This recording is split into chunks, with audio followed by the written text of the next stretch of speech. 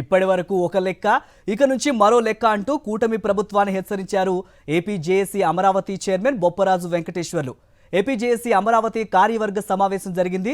3 నెలల్లో పెండింగ్ బకాయిలు క్లియర్ చేయకపోతే పోరుబాట తప్పదని హెచ్చరించారు.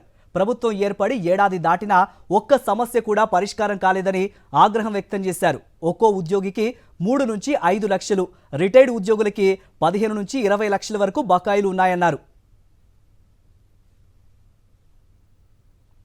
ప్రభుత్వం అధికారంలోకి వచ్చి సంవత్సరం రోజులు దాటిపోయి 2-3 మాసాలు అయినప్పటికీ కనీసం ఉద్యోగులకు సంబంధించి ఏ అంశాల మీద గౌరవ ముఖ్యమంత్రి గారు కానీ గౌరవ కేబినెట్ ఉపసంఘం కానీ ఏ ఒక్కరు కూడా ఏ అంశాల మీద కూడా ఈరోజు వరకు కూడా కనీసం చర్చించకపోవడం బాధాకరమని ఏకగ్రీవంగా రాష్ట్ర కార్యవర్గం అభిప్రాయపడింది.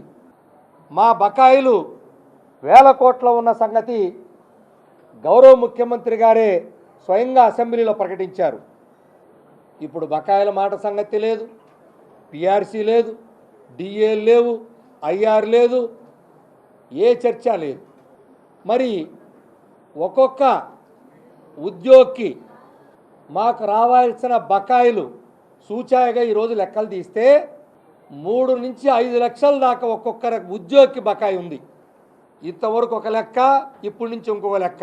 మాకు ఎట్టి పరిస్థితుల్లో మాకు పే స్లిప్పులు ఇవ్వాలి, అది మా హక్కు. మేము కష్టపడిన పనికి కూలీ అడుగుతున్నాం, మాకేం ఎక్స్ట్రా ఇచ్చేది కాదు. కాబట్టి మా పే స్లిప్పులో రిటైర్ ఉద్యోగి కానీ ఇక నుంచి ప్రతి బకాయి తేలాలి. ఇంతకుముందు ఇవ్వాల్సిన బకాయిలు చెప్పండి, ఇక నుంచి మాకు రావాల్సింది చెప్పండి.